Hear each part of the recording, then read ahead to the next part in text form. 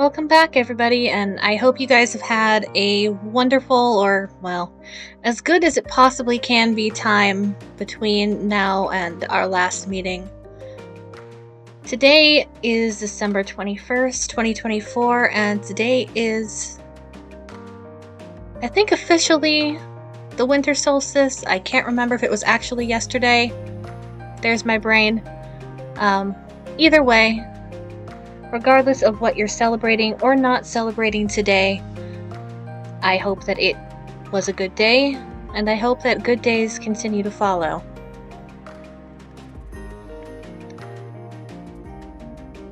We are now at the very end of our very first Wheel of the Year. And I cannot express how thankful I am to everyone who has been following along on this little ad hoc project of mine, as I have learned kind of the ups and downs of making videos. I have stumbled quite a bit, especially with my first few recordings. But I think I've learned a lot, and I have definitely determined some things about where I want this project to go in the future. Thanks to all of the support that I've gotten and the comments I've gotten from friends and family members who have watched these videos over the past few months. And I am just so glad to have had the opportunity to do this, and I'm really looking forward to the changes that I want to make to the system in the coming year, and being able to share all of those changes with all of you. So here we are at the end of our first journey, but I hope that you want to stick around and join me on the next one, because I have no plans of stopping. With that said, let's talk a little bit about the solstice and the sort of things that are on our mind during this season. Now, I know that for me, these past few months have not been great. There's a lot of bad news coming down from all corners of the globe right now. There are a lot of really negative attitudes floating around, and a lot of hate, and a lot of just very bad behavior, very inhumane behavior from a lot of very powerful people in a lot of very powerful places. And in many ways, I think this, unfortunately, sort of matches the tone of the time of the year in some ways, because in ages past, winter, or sometimes the dry season, depending on what part of the world you live in, has always been the hardest part of the year for a lot of peoples and a lot of civilizations, which is one of the reasons why our celebrations during this time of the year tend to be so heavily focused on togetherness and family, and keeping the hearth lit, which is what inspired me to call this particular holiday Hearthlight.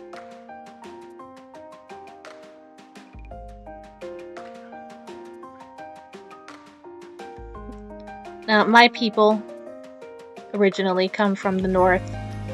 At least my mother's side of the family comes from the British Isles, specifically Ireland. My father's family, I don't know, but he might have been Scandinavian. Adoption's weird like that. So either way, I'm very much a northerner through and through, and so what I grew up with when it comes to this time of the year, of course, is Christmas, but also that idea of the longest night. The coldest, longest night of the year. That sort of exemplifies what winter is to people who live in very harsh northern climates. It's that sort of existential trial, that existential fear of losing each other to the harshness and the lack of resources that comes with that season. Now, midwinter is the longest night, but it's also the turning point, right? After this, the days will start to get longer again. We're going to start to see more of the sun. And with that comes the easing of those harsh times. With it comes the promise of the return of spring, the return of the sun, and all of the life and the resources that come with that. So it's kind of a combination of those things. It's the acknowledgement that we are in a really troubling time right now, while also celebrating that hope that, this is the apex of it. This is the eye of the storm, and after this, things are going to hopefully start to get better. And I just feel like that's a very poignant lesson. I probably said that word wrong. For us, considering what's been going on in the world.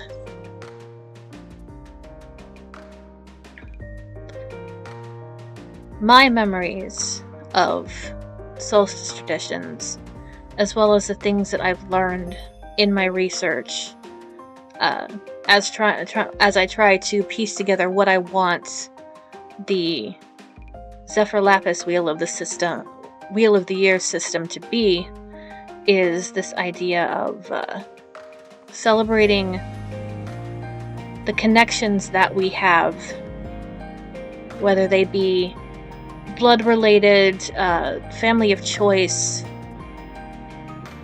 the people that we can rely on when it is the darkest time of the year and we need the most help, as well as the stories of our ancestors that have endured these trials in the past. On Christmas Eve, many years, we would stay up late, before our parents would eventually get us to go to bed on fear of accidentally seeing Santa Claus and not getting our presents because of that. We would stay up as long as we possibly could, and I remember my father would tell some of his little anecdotes about his own misadventures and things that his father did, and just those good family stories that remind us that, we're not the first people to go through something like this. That these things come in cycles, and, we gain our strength from the knowledge of what's happened before, and the knowledge that those kinds of trials can be overcome, and have been overcome many, many times in the past.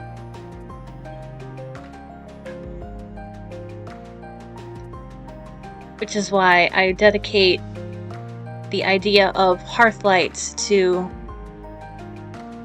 the idea not just of togetherness, but also of storytelling. Of taking time to recall those old stories that have been passed down to us, whether they come directly from our blood family or our stories that simply speak to us on that level. Cultural stories, tribal stories, stories from past wars, whatever is coming down to you, wherever you are, and whatever your culture determines is, something to be proud of. The things that you've been hearing all your life that you really identify with as something that speaks to your own struggles. Those are the stories that we want to remember tonight. Now, I know that quite a few of you are used to me doing a little meditation or a little ritual for each one of my videos, and I still do intend to do that. But I do want to say before we begin that in the coming year we'll probably dial that back just a little bit, because I don't think we necessarily always need that level of formality in our celebrations. I think that sometimes meditation can be more of a thought process than a formal, sit down, close your eyes, take deep breaths kind of affair. In certain celebrations that we've done in this past year, I've asked you to create little mental maps of your connection to the world around you. In the Rite of Tributaries, we mapped our connection to the natural resources around us.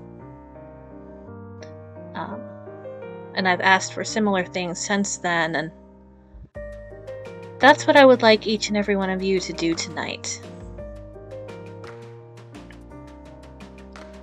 I want you to think about not your connection to the natural world this time, but your web of family. Now, as I said, this doesn't need to be blood family. In fact, for many of us, it won't be. And there's nothing wrong with that. Blood family is a wonderful thing to have when those people meet our expectations for what a family should be. When they support us, when they love us for who we are and what we are, without attempting to shame or change us. But not everyone has the fortune of having that. And in that case, there is nothing superior about blood family over found family. And those people that you have chosen to let into your life, that love you and support you and take you just as you are, with no modifications, they are your family. And that is, they are your family in as true a way as your blood family are, and perhaps more so because there is that choice.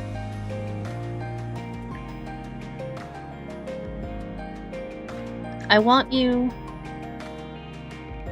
to think about those people. If you feel the need to write this down, by all means. If not, just picture in your head at least 5 people that you know that you either consider your family or would like to consider your family. The people who you want to be part of your web work, your network. Here in the longest night, at the apex of our journey through the dark, these connections are what fuel us and inspire us and let us know that we can move forward. No man is an island. No human being is ever meant to be alone. Though unfortunately loneliness is often part of our journeys, I can surely say that it has been part of mine.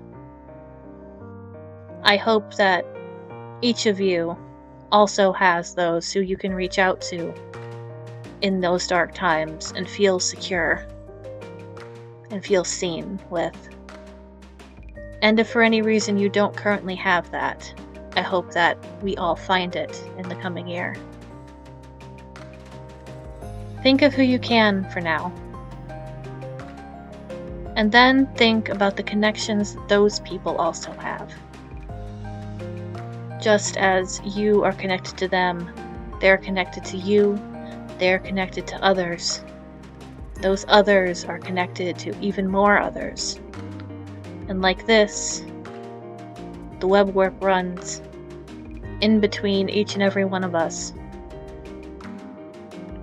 The world is infinitely vast, but also at times infinitely small, and we are never as far removed from each other as I think we tend to believe that we are. we all have a lot more things in common with each other than we're often led to believe we do. And that includes the people closest to us, but also those that might seem at first very different. I think one of the great secrets of humanity is that, at the end of the day, we're all motivated by very similar things.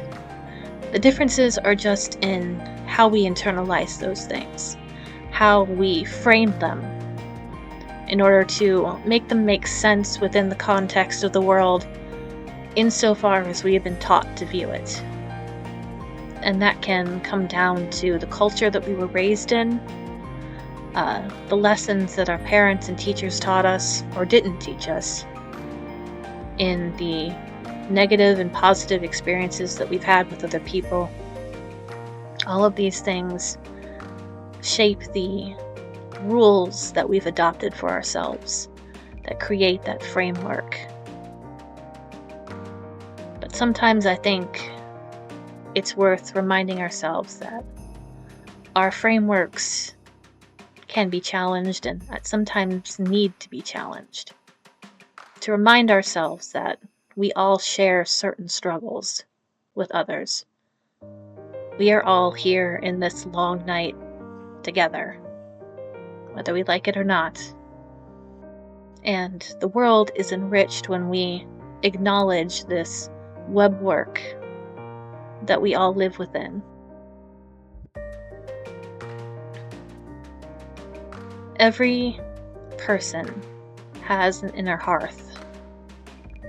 That's the seat of our internal sense of our home within ourself,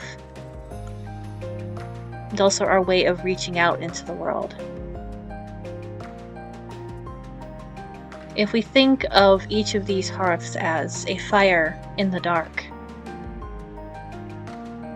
then you can easily imagine looking out over a dark, snowy plain and seeing all of these little lights, little fires, each representing a person who is, like you, tending their fire and trying to connect with the greater world. Some of those fires might be very dim. Some people are not very good at reaching out, or just haven't been taught how, or are perhaps losing hope that their fire is seen and that anybody can give them that sense of belonging that they're looking for. Whereas other people might be great shiny bonfires that maybe put the rest of us a little to shame at times. Everybody reaches out in a different way, but we all do reach out. And when those lights acknowledge each other and come together, the warmth that is created by that connection is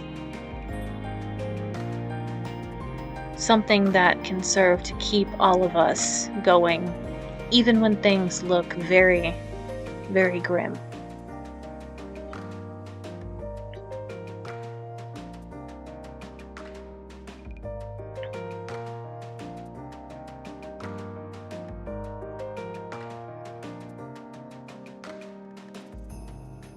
As the night drags on, we'll eventually wake up tomorrow, having passed that eye of the storm, and from now on, we'll be marching inexorably towards the next sunrise, the next spring, the next year, the next challenges.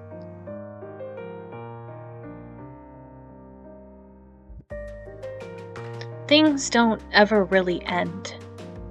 Not in the way that stories do.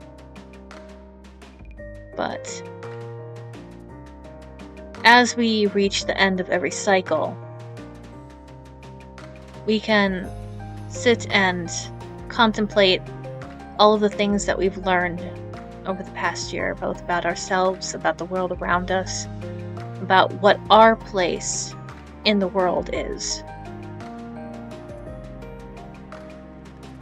And we can carry that knowledge forward as we prepare to enter the next cycle and begin making plans for our next set of goals.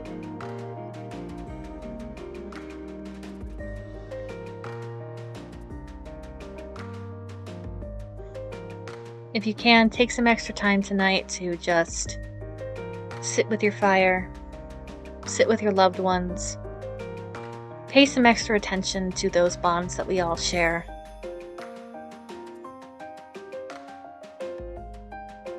I am very thankful that all of you are still here. And I hope that you'll all be with me as I enter the next leg of my journey. There's a lot I want to do with this system. There's a lot that I can't do without the feedback that I get from all of you.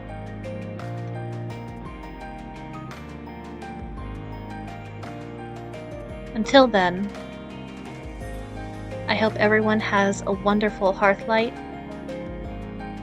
a calm and relaxing longest night, free of as many troubles as it can be. A wonderful holiday if you're celebrating one or multiple.